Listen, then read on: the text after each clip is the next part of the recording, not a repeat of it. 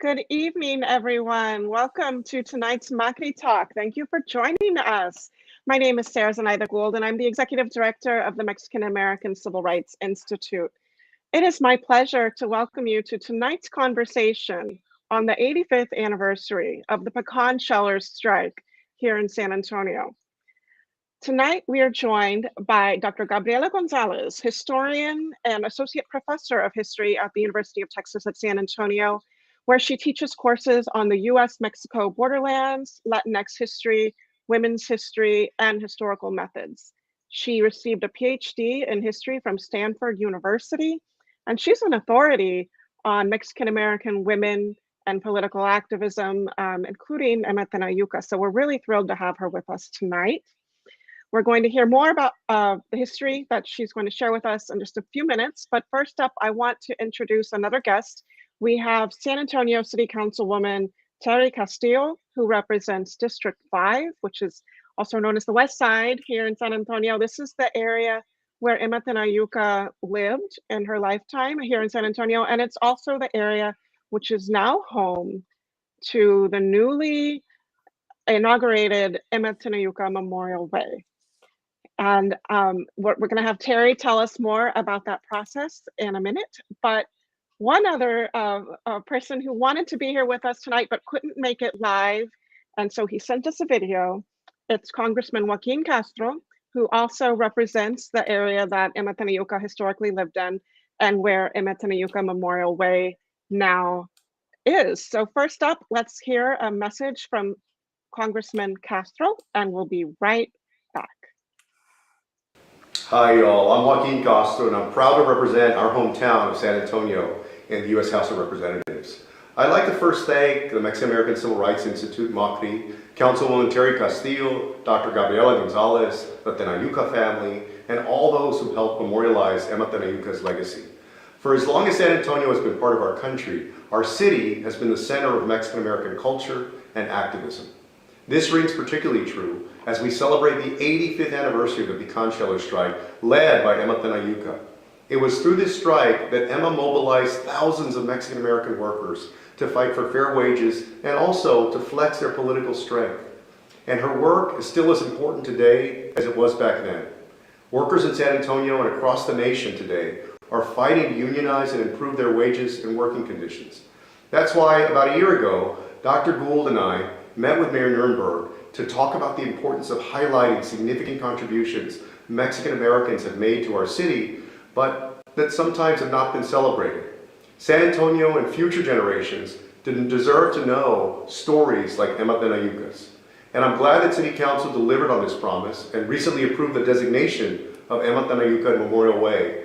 This is the first piece in a broader effort to celebrate San Antonio trailblazers who helped make better this place we call home.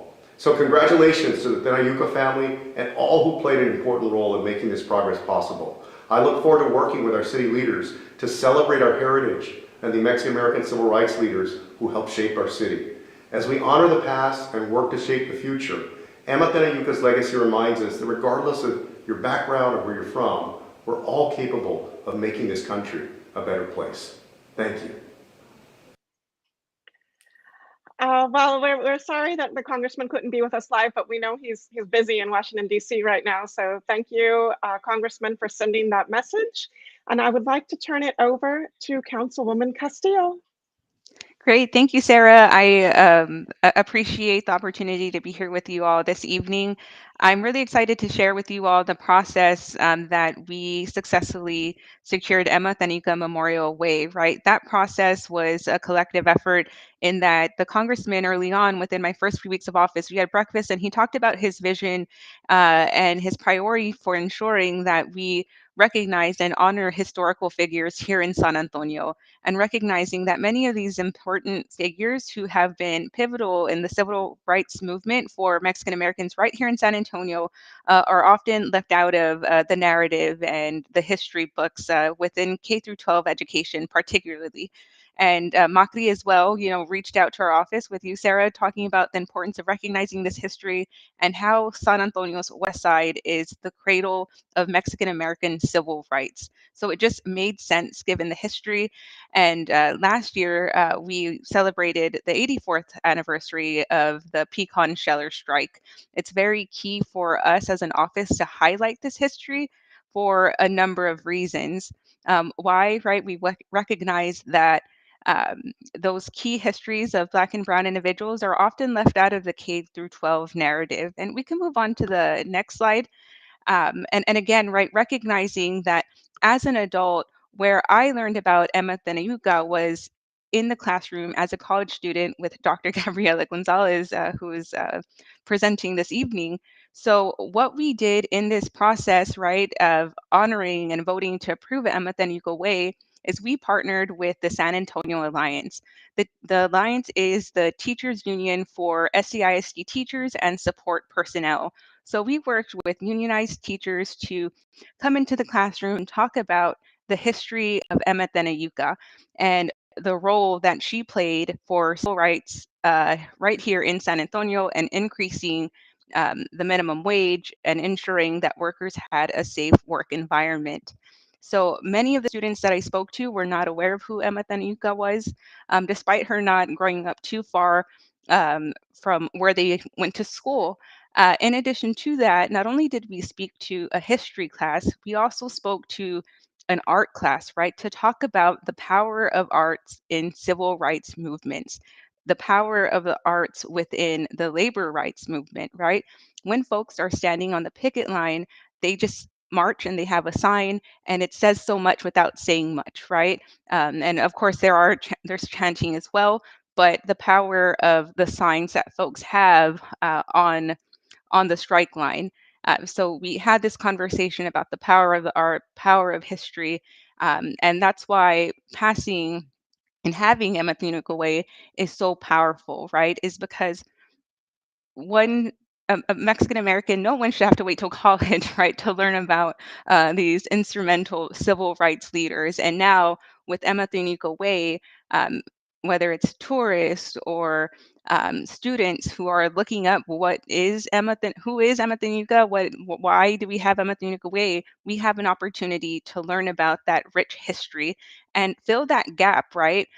Because we know at the state there's some challenges about teaching about many Mexican American and Black civil rights leaders. So an opportunity to really educate community. And if you go on to the next slide, we're very proud that with this process, we were able to bring in our youth commissioners to present and speak at the 85th anniversary. So again, right, pulling in the youth to learn together about this very pivotal historical action and figures and how again, right, when we ground ourselves in history, we have an opportunity to change the direction that we go in and the present that we operate in.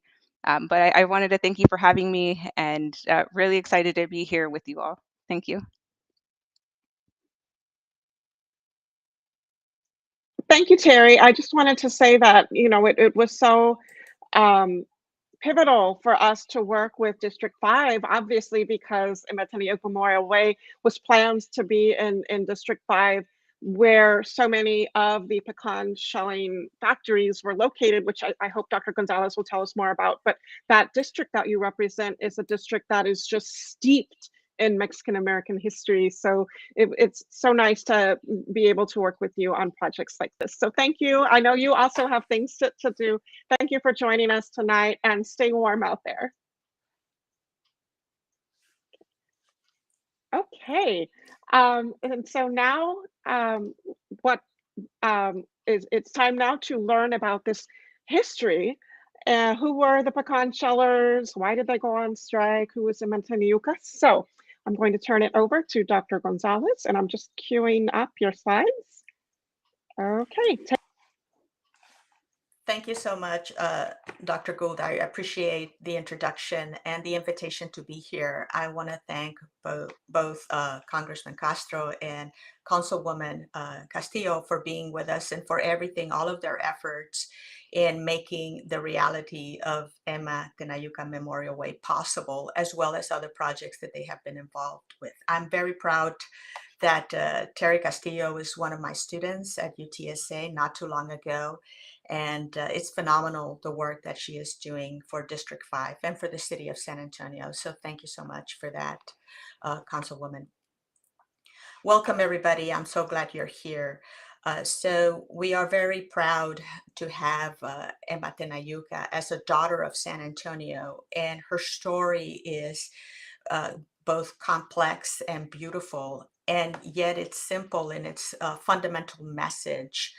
Ultimately, the legacy of Emma Tenayuca is a tremendous legacy of courage, a tremendous legacy of compassion, as you will see. And many of you already know a lot about Emma Tenayuca, so hopefully you might pick up some new information. And I look forward to exchanging ideas with you in the Q&A. In the interest on staying on track, I'm going to set a little alarm for myself. And if Dr. Gould will help me with the slides, if we could advance it to the next one, please. All right. Emma Tenayuca served the San Antonio Mexican immigrant and Mexican American communities during the 1930s. Tenayuca served her community as a radical reformer seeking social and economic transformation in her quest for justice. Tenayuca's activism rested on both a sharp critique of racism and economic exploitation of ethnic Mexican people that she witnessed in Texas, but also her activism predicated itself on the hope and the faith that she had that ultimately the nation's institutions and systems and policies could be radically reformed through pressures brought on by a workers' movement. A movement that she committed herself to serving and ultimately leading, as in the case of the Pecan shelter strike of 1938. The strike we remember today was sparked by a wage cut, by long hours, and by medically dangerous working conditions. It lasted for 3 months, and it did inspire and mobilize thousands of Pecan shellers. The great majority of these Pecan shellers were ethnic Mexican women, many of them immigrants. And it inspired them to take that courageous step to walk out in protest of all the injustices that they had been suffering for quite some time in their workplace. Neither this historic strike nor the brave and charismatic 21-year-old Tenayuca who led it existed in a vacuum. Thus, it is important to examine what San Antonio's West Side looked like at the time when she was addressing these issues, how the majority of ethnic Mexican people lived, what they suffered through. So I have a few slides that will help us quickly grasp the totality of that oppression that Emma Tenayuca witnessed and that ultimately motivated her at a very young age as a teenager to get involved. Next slide, please. Okay, so hold on. There were two major problems plaguing the Mexican origin community in San Antonio and really throughout the United States. One of these issues was racism, white supremacy, which excluded them in all realms of human endeavor, in politics and economic life, usually designating them as the lowest paid, most exploitable class. And increasingly in Texas and elsewhere, you see the development of an apartheid system, which we tend to call Jim Crow, but historians of the Mexican American experience have started to call it Juan Crow because it did affect ethnic Mexican people. And so here's a discriminatory sign, as you can see. And signs like this, if you interview people of a certain age, they will remember these signs were prevalent in places of public accommodation. Next slide, please.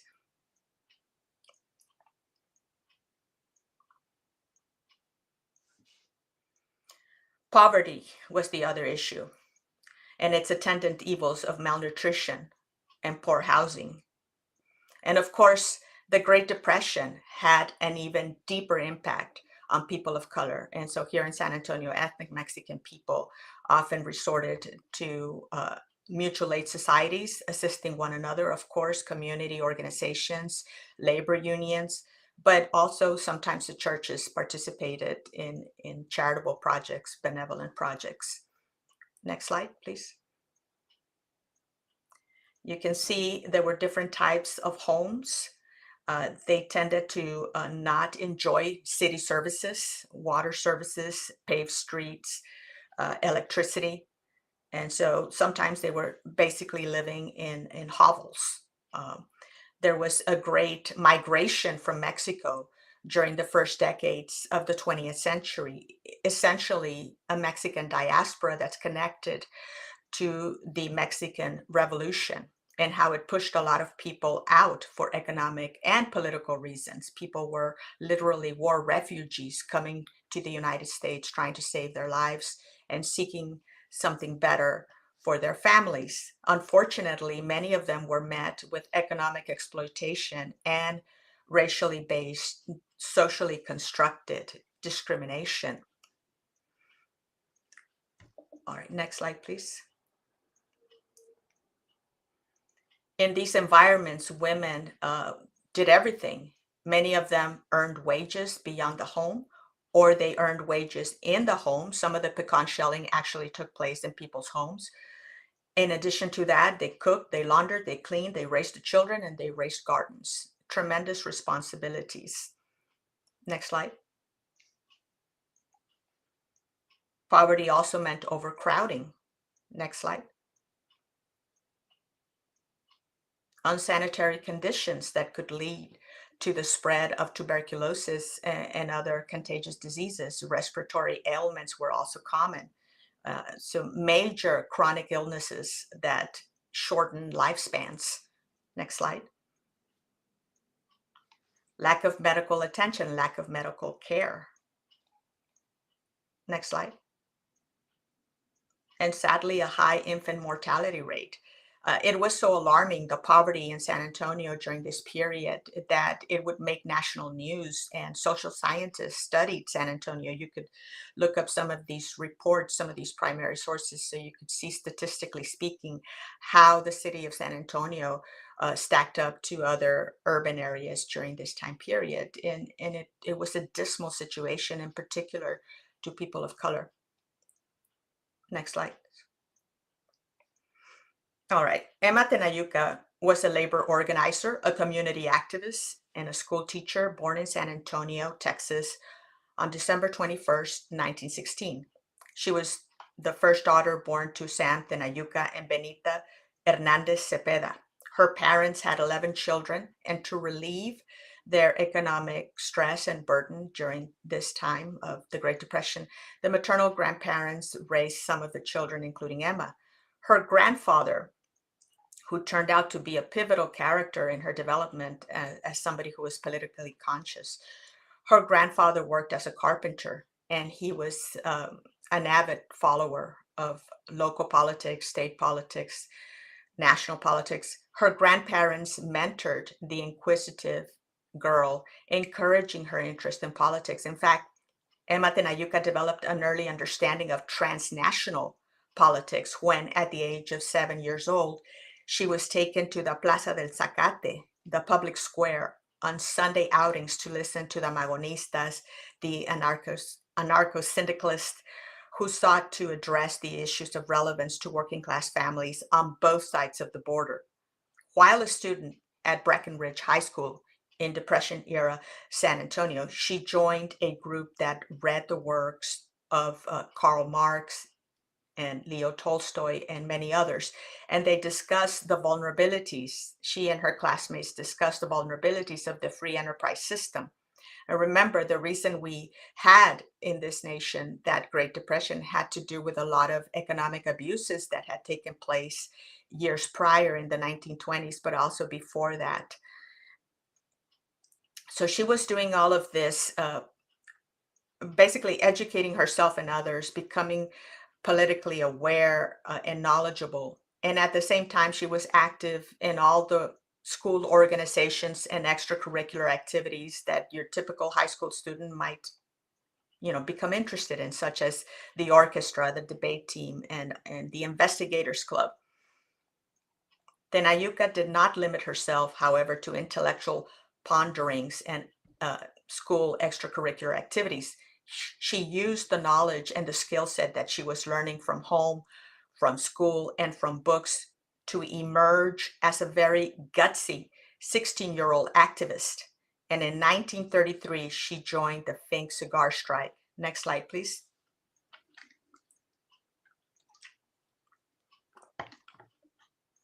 Tenayuca participated in the picket line and was arrested.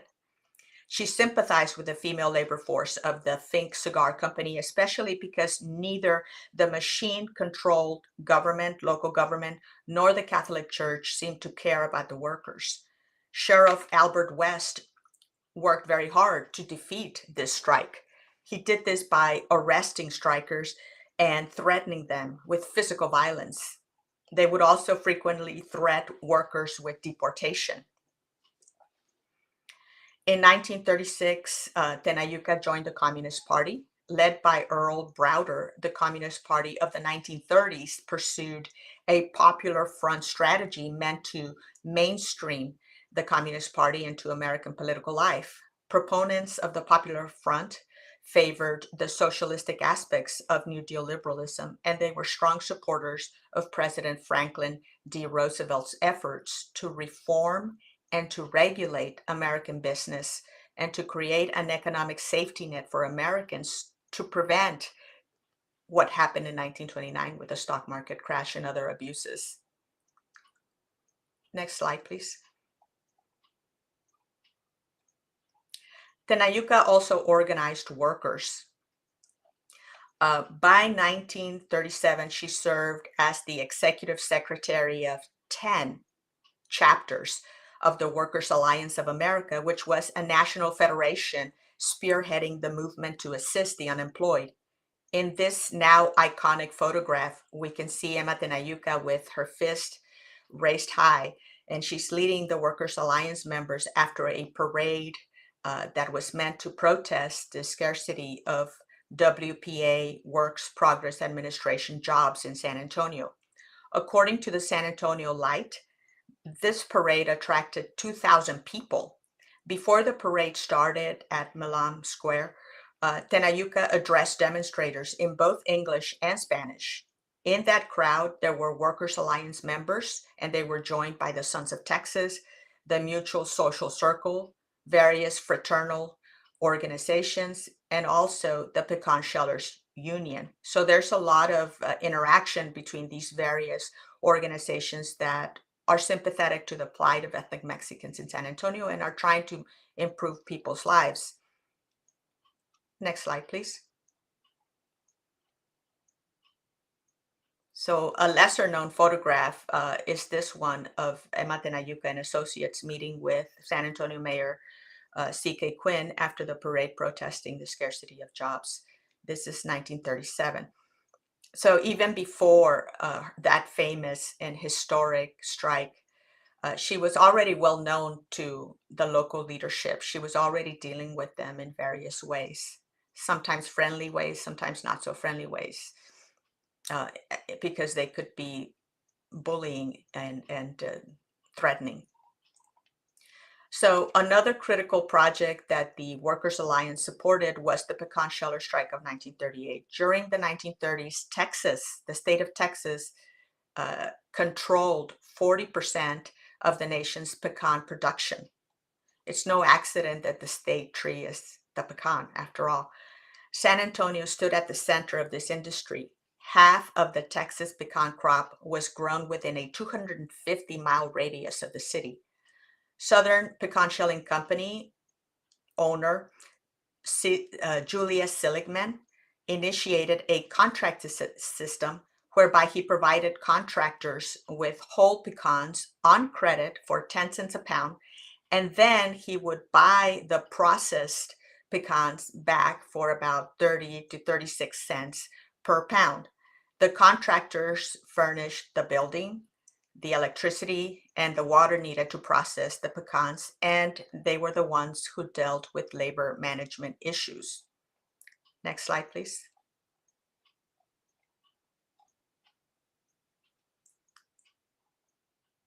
It was not uncommon to find 100 pickers sitting around a long table in a space of only 25 feet by 40 feet, working under very poor light. Because there was no ventilation in many of these buildings, the brown dust from the pecans would hang heavy in the air, leading many to draw a connection between the polluted air that people had to breathe and the high rate of tuberculosis among pecan shelling families. And I want to draw your attention to a couple of the photos in the bottom where you see young people next to older people. For many families, this was unfortunately a way of life from very young to elderly, and there were very few opportunities. So people took what they could. Next slide, please.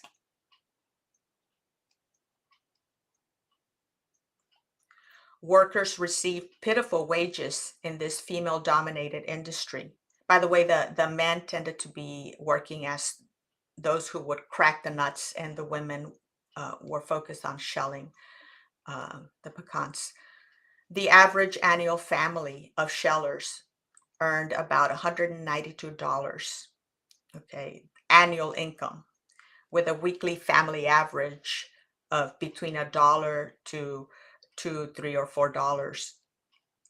It varied, but it was still very low. Because pecan shelling was a seasonal business, workers often supplemented their incomes with migratory field work, which was also incredibly exploitative. Mexican Americans found it difficult to derive benefits from federal programs, New Deal federal programs that were designed to help workers. Local officials in San Antonio had, unfortunately, prejudices and very negative ideas of ethnic Mexicans, and they were predisposed to distribute this federal relief unevenly, meaning that ethnic Mexicans either would not get certain positions or they would get the positions that were the least desirable. And additionally, some New Deal programs disadvantaged particular ethnic groups that were concentrated in certain industries. The Agricultural Adjustment Act, AAA, designated the pecan shelling industry as an agricultural enterprise, which meant that industry leaders like Mr. Seligman did not have to comply with government codes that mandated higher pay for non-farm work. So he found ways of continuing the exploitation of his workers, even as the federal government supposedly was supposed to be helping everybody. Ironically, it was not these abysmal conditions or federal government neglect that led to the creation of the first Pecan Shellers Union in 1933. According to Emma Tenayuca, Julius Seligman hired Magdaleno Rodriguez to organize the pecan shelling workers union because he was afraid that smaller operators might undercut him by paying their workers less than he could. This is a quote from Emma Tenayuca. He admitted to taking money from Seligman, meaning that Magdaleno Rodriguez was basically, instead of representing the workers, he was basically in the employ of Seligman. Tenayuca declared, when asked about Rodriguez's association with Seligman, that it was a corrupt bargain. Some believe that Rodriguez was also connected to Chief of Police Owen Kilday's political machine. By 1937, Magdaleno Rodriguez was no longer leading this union, which had virtually disappeared. Remnants of the union reorganized as the Texas Pecan Shelling Workers Union, and the Communist Party brought in Albert Gonzalez, a Mexican American from New Mexico, to lead it. That year, the United Cannery and Agricultural Packing and Allied Workers of America, known as UCAPAWA, and which was a CIO union, it offered the San Antonio Pecan Shellers a temporary charter. The understanding was that the union would expand to include other groups working with agricultural workers. One of these groups was in fact the Workers' Alliance, which again was led by Emma Tenayuca. So that's how she became more directly involved. Next slide, please.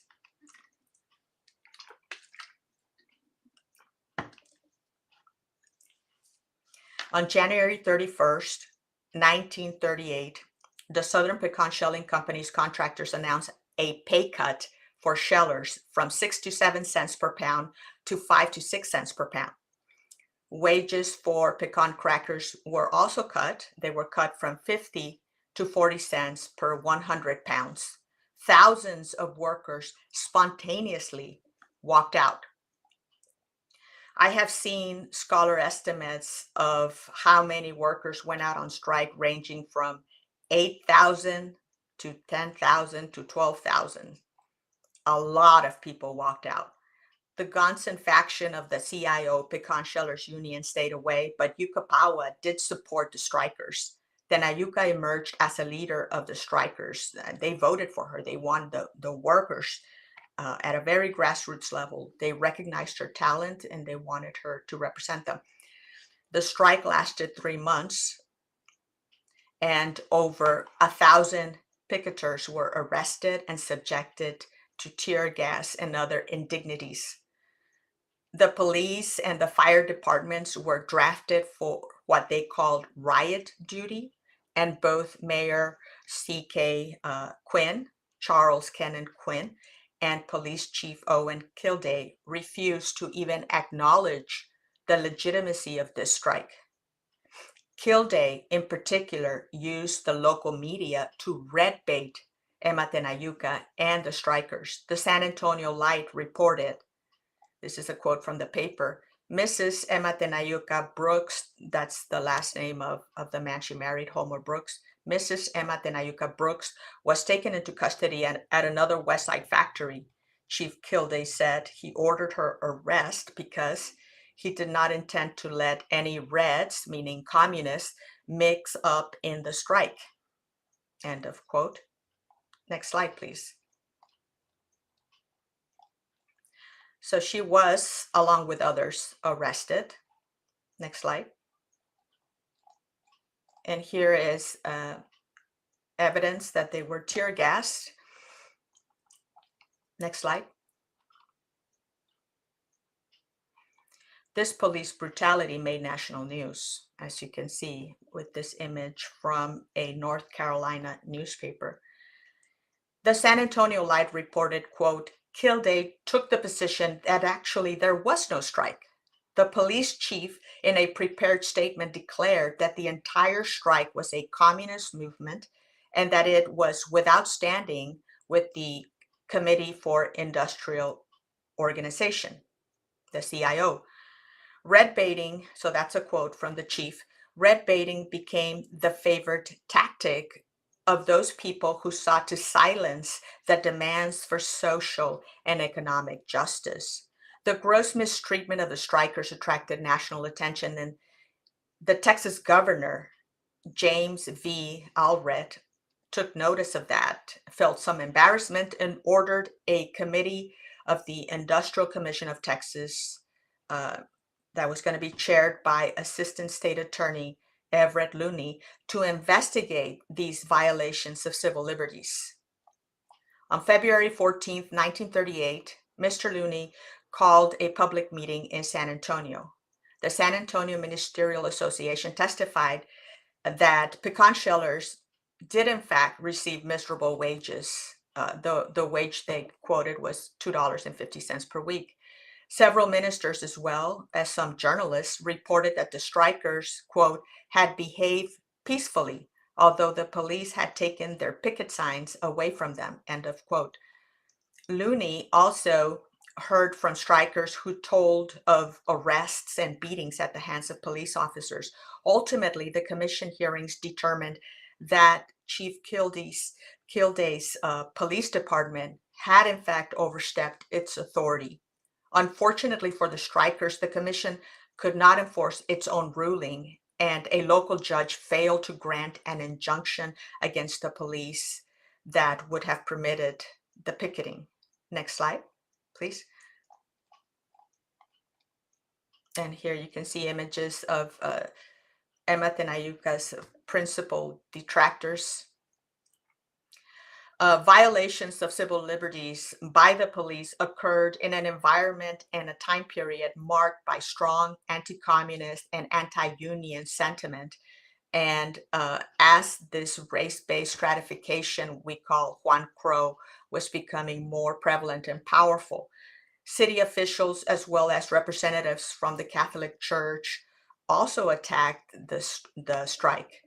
So there were some Catholics like Father Tranchesi that were helping the workers, but there were other Catholics that were not crazy about the strike, and Emma Tenayuca emerging as a leader of the strike because of the communist affiliation. So they tended to see the strike as illegitimate.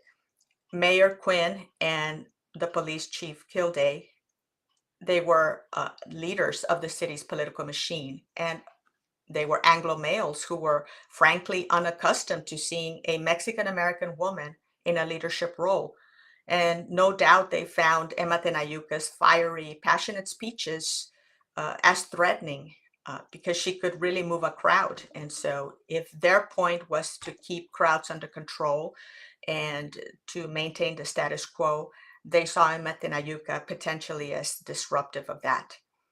While Tenayuca became the target of much of this vitriol because she was a communist and she was a labor leader, and she was also married, by the way, to Homer Brooks, who at one point, as a member of the Communist Party, had been a gubernatorial candidate.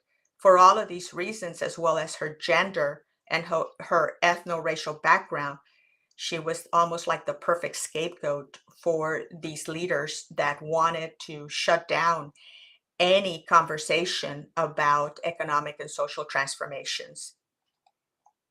The attacks against Emma Tenayuca came from the labor movement as well.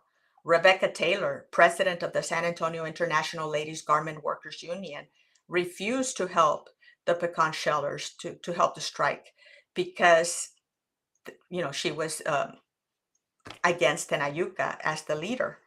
Taylor, who did not have much rapport with Mexican workers, would drive around with police officers pointing out which union activists were communists.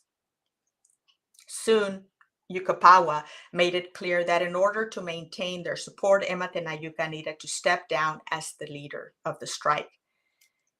Even after she did this, Tenayuca continued to work in different ways, putting out circulars, organizing pickets, in any way she could to support the strike, but she could no longer be the front person.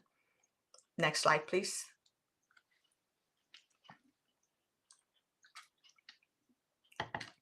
This turn of events was not surprising in light of the CIO's and more generally the American left's position on communists within their ranks during the 1930s. Many union leaders were willing and often eager to receive assistance from communists as long as the communists kept their political and ideological identities hidden. Because keep in mind, there's a lot of red baiting going on, and the country at this point has already experienced what historians call the first Red Scare. Later on, they're going to experience another Red Scare. And so the climate is very much anti-progressive at this time. And sometimes people with progressive agendas, whether or not they're members of the Communist Party, are often labeled as such. By 1938, Emma Tenayuca's reputation as a communist made her not only the target of reactionaries, but also a potential liability to this American left that was trying to treat cautiously. This American left hoped to achieve revolutionary changes in American society by attempting to mainstream its radical programs. So they were walking a tightrope and making compromises along the way. Removing Tenayuca was one such compromise. Removing Tenayuca from this visible leadership role seemed the safer route for some of these leaders.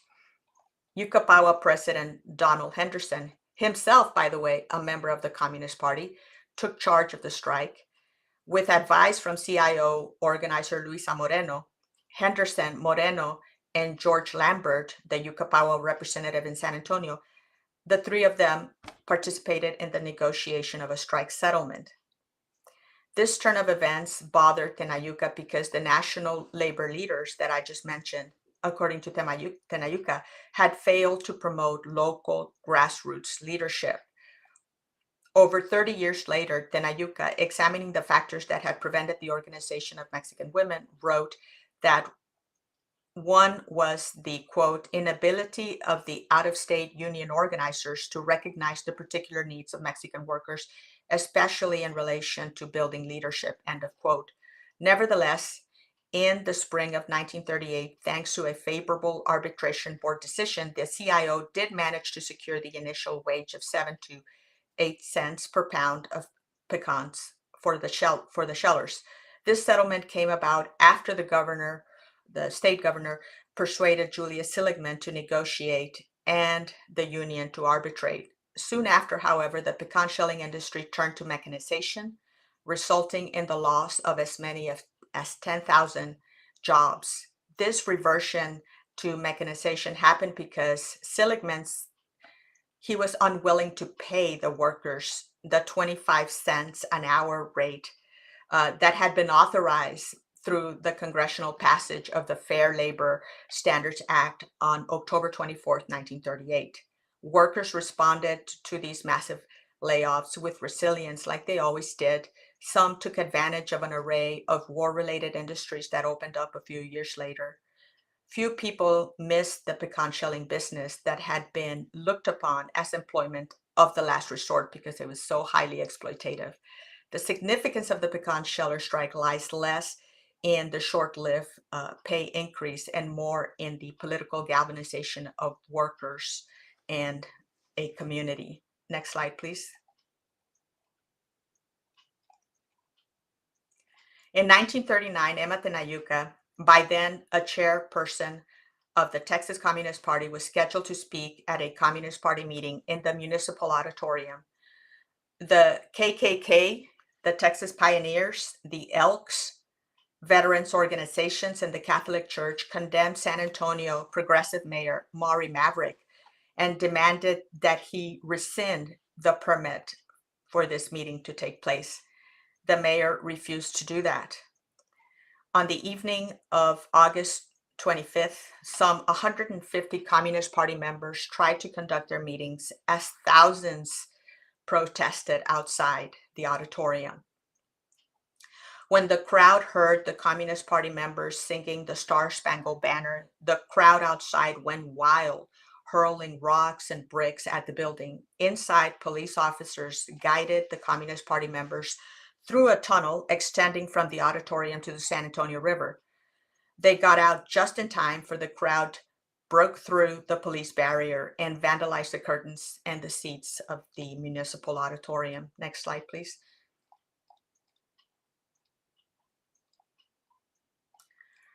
The municipal auditorium riot ended the political career of MACRI Maverick, who was burned in effigy at City Hall by angry San Antonians. Emma Tenayuca's public life also came to a screeching halt. She received many death threats, and she found it impossible to secure employment in San Antonio because she was basically blacklisted by the local business community. She had no choice but to move to Houston, to move out of town. Next slide. In 1941, she and Homer Brooks divorced. Tenayuca had married this Communist Party organizer and, like I said, one-time gubernatorial candidate in 1937. The couple had no children. Next slide, please.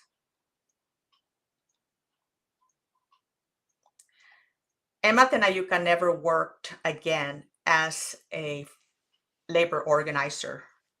She went on to earn a bachelor's degree from San Francisco State University, and she became a reading teacher in 1952.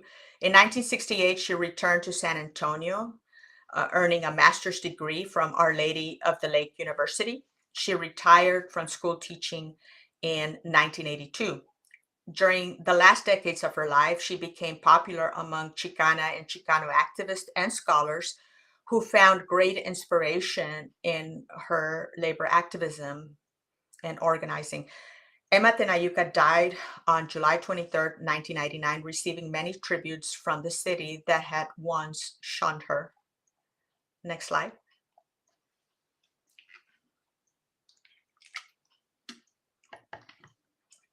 Emma Tenayuca's grassroots organizing and her pursuit of community betterment reflected an egalitarian vision. The focus on human rights had attracted her to communism in her political coming of age. However, after the Pecan shell strike, Tenayuca became disillusioned with the Communist Party, especially after the German-Soviet Non-Aggression Pact of 1939. In 1946, she formally left the Communist Party. Sadly, Tenayuca's affiliation with the party served as a convenient way for those threatened by her progressive politics to attack and discredit her. She suffered from decades of blacklisting, and like many labor, civil, and human rights activists of the 20th century, the FBI opened a file on her and surveilled her for many years, both in Texas and in California. The historical significance of Emma Tenayuca's life and work is considerable. While Tenayuca called for reform rather than revolution, her demands carried certain revolutionary implications, especially in conservative Texas. For one, Tenayuca defended the rights of Mexican origin people, regardless of their citizenship status. Second, in a nation that still defined Americanism in terms of whiteness, a struggle for the rights of people that were considered non-white was very radical in the 1930s. Third, Tenayuca never strayed from her working class grassroots origins. Tenayuca worked for la gente, for the people.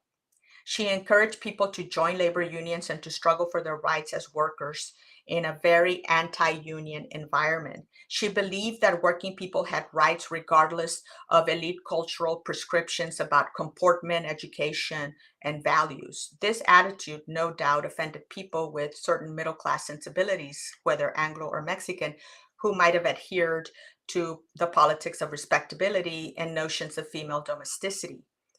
Finally, and perhaps most radically, Emma Tenayuca broke with both Mexican and European American patriarchal gender conventions on both the personal and professional levels. In her personal life, she carried herself with great self-confidence, speaking her mind and living her life without many inhibitions. The fact that she married an Anglo-American man with strong communist ties illustrates her willingness to act unconventionally on an intimate level.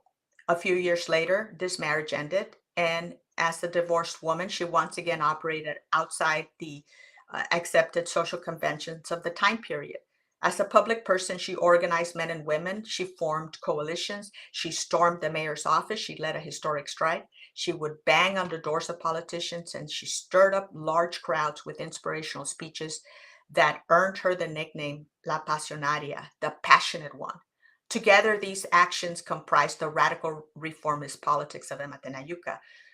One of the things I was asked to address in this presentation is why the public should know about Emma Tenayuca and the Pecan shell strike of 1938. In this presentation, I have endeavored to answer this question using an analysis of her activism within the historical context of the Great Depression. I'll conclude with a more direct statement. The public should know that once upon a time, a young Tejana named Emma stood up to defend and organize exploited workers, including many women who formed the principal labor force of San Antonio's light industries. And in the process, Emma confronted the racist, sexist, and class-based underpinnings of a capitalist system long addicted to cheap labor extracted from immigrants and workers of color. The public should also know that thousands of workers joined Emma in a historic 1938 Pecan shell strike because, unlike the harmful stereotypes of Latinas as passive, docile, and perpetual victims of machismo, these mujeres trabajadoras valientes, these valiant working women, also stood up with Emma in defense of their labor, civil, and human rights. beyond toppling stereotypes of ethnic Mexican women, Emma Tenayuca and the Pecan Sheller strikers dared to challenge white supremacy and its economic imperatives. In so doing, they advanced the cause of democracy, even while living, working, and protesting in Juan Crow, Texas. Thank you very much.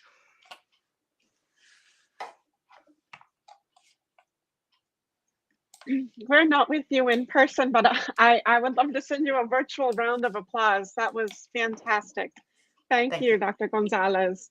What a fantastic overview of who Emma was, who the Pecan Shellers were, why they went on strike, and why it matters today.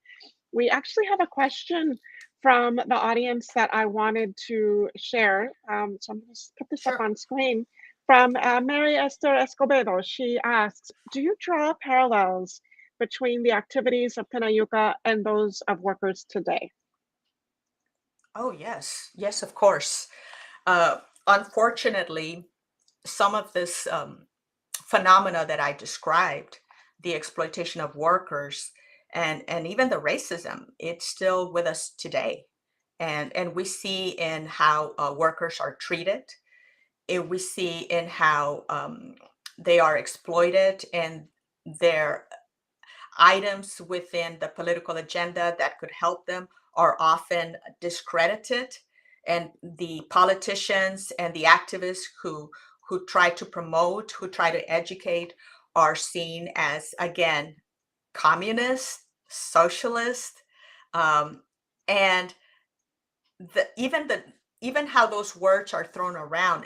There's a lot of misunderstanding, misconceptions of what the Communist Party of Emma Tenayuca's time period was trying to achieve. You have to remember that in 1920s, 1930s, San Antonio, Texas, the broader US, not all labor organizations were talking about human rights for everybody.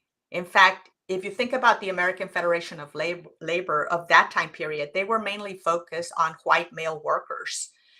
Even white women didn't always get a fair shake from those longstanding dominant organizations like the AFL. That's why there was a need for the CIO to develop, because the CIO, and there were many communists who were members of the CIO, they were among the few voices out there in the public square that were saying, you know what? Yes, sure, let's organize the white male workers, but let's also organize women. Let's also organize workers of color. Let's also organize immigrant workers. Let's organize everybody. So they had a more inclusive vision. And so it's not surprising that members of the CIO, and in particular, if they happen to be immigrants, if they happen to be people of color, they really went after them hard, and they deported some of them to get rid of them. So Luisa Moreno, eventually, I mentioned Luisa Moreno right now, eventually she ends up being deported. Or does she self-deport? I forget. I need to review that history. But she ends up spending the rest of her life in Mexico because she is so mistreated in the United States. And it has to do with the fact that she was a strong voice in the labor movement. So I would say that even today, you do see a lot of attacks and attempts to discredit anybody who has a voice that speaks about human dignity and social and economic justice. That's a very good question. Thank you for that. Appreciate it. Yeah. A question that I comes to mind, because a couple of people have commented on the Catholic Church over on YouTube.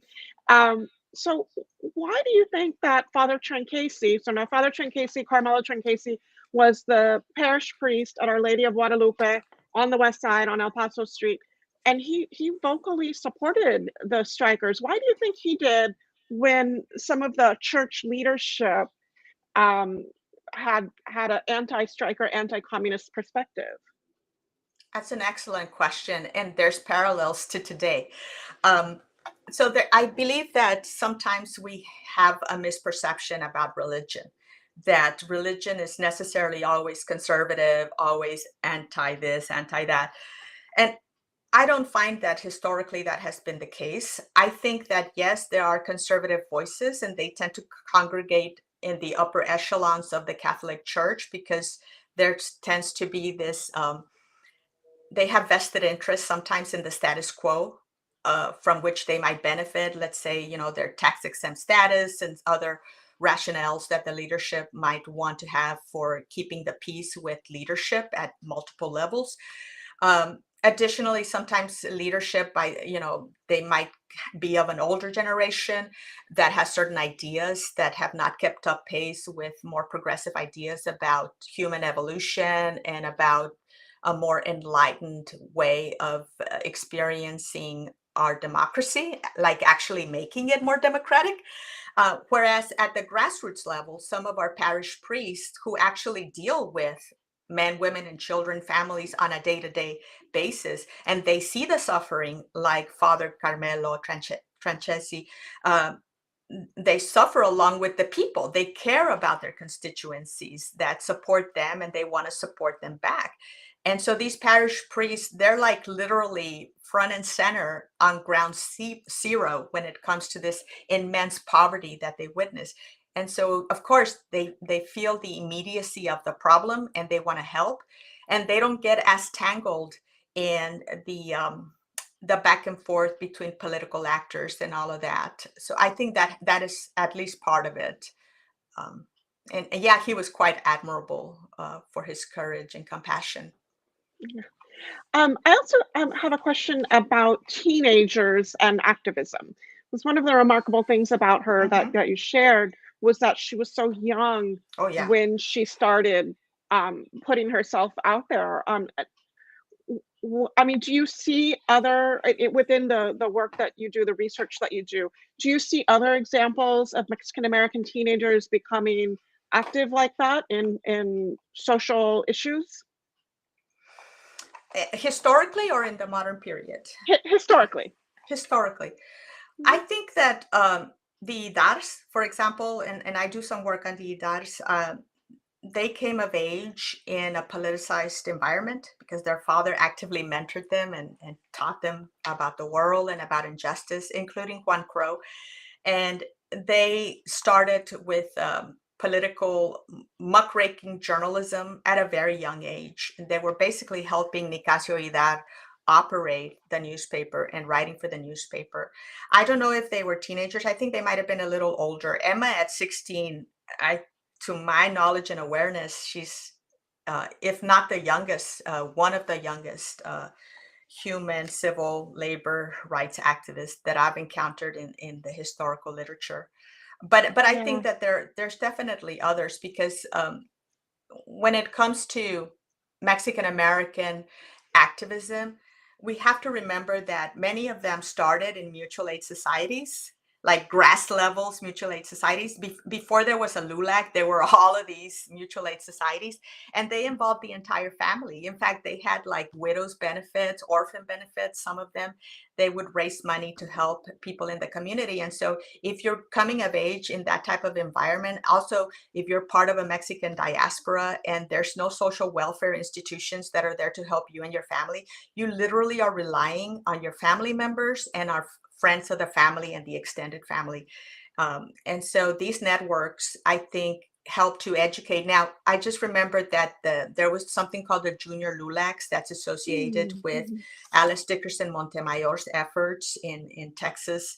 And she was the one that developed that idea of training teenagers, school age young men and women on their responsibilities, their rights and responsibilities in this country, as citizens of the country in particular. But many of these activists were friendly to immigrants, and so I think it would apply as well. Yeah. Okay, last question. This was from one of our viewers, and I'll just bring up that last week at City Council, when Emma Tenayuca Memorial Way was approved, Emma's nephew, Dennis Campa, was with us there at City Hall, and he made a comment to the chamber that he hoped that Emma's recognition would also be symbolic of all of the women who were involved in the movement, to that he didn't want it to just be about his aunt. And so we have this question here that I think is really a great one. So this is a question from Rebecca asking, what other women leaders who were strikers did Emma bring up, or who were they? Who were other women leaders that were there? Mhm. Are there other names we should know? That's an excellent question. One name that comes to mind is, of course, Manuela Solis Sager, who was very much there. She was a part of the Pecan Sheller strike, and she was also involved with the Workers' Alliance. And her husband, I believe his first name was James Sager, was also involved. So, you know, sometimes they were couples. They were individuals, but they were also couples or entire families. And they would have meetings, the Pecan Shellers, at, I think it was Casiano Park. And so again, they were very grassroots oriented. And so yes, Dennis is absolutely 100% correct. We need to, yes, of course, honor Emma and know her story and spread her story far and wide. But we also need to encourage our students and scholars at large to pay attention to other women and to pay attention to families and how people were actually organizing on the ground, how they were living their lives. Nobody was living in a vacuum. Nobody had this narcissistic superhero complex. They all cared about one another, and they knew they were in it together, and they took risks together, you know, getting beat up, getting tear gassed, getting jailed together. So that's one name that comes to mind. But I will admit to you that I need to educate myself more about other men and women who were part of the Pecan Sheller strike. So thank you for that question. Yeah, oh, and I think that's one of the things that makes this history so important for us to not forget, because by retelling these stories, other people come up, right? So this is when we share these stories, it's the opportunity for people to say, oh, you know what? There's a story about that in my family, my aunt, so-and-so, my grandmother, so-and-so, right? So this is how we can keep building that archive of knowledge. I want to thank everybody. We're at the hour, so I don't want this to cut into people's dinner time, but I want to thank you, Dr. Gonzalez, for sharing this wonderful presentation with us. I want to thank Councilwoman Castillo and Congressman Castro for their messages at the top of the hour. And I want to thank everybody who tuned in tonight. Thank you so much for joining us. I, of course, want to acknowledge our funders, the City of San Antonio, Bexar County, AARP, Wells Fargo, the National Trust for Historic Preservation, and all of the individual donors that we have, people like you. If you enjoyed tonight's presentation, I encourage you to learn more about MACRI at our website, somosmacri.org.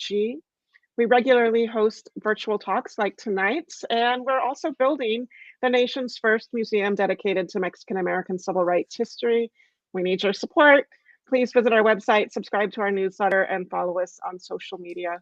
Have a great night, everybody. Thank you again, Dr. Gonzalez. And thank you, Dr. Sarah Gould. I really appreciate it. Thank you, MACRI. And thank you, everybody, for joining us today. Good night. Good night.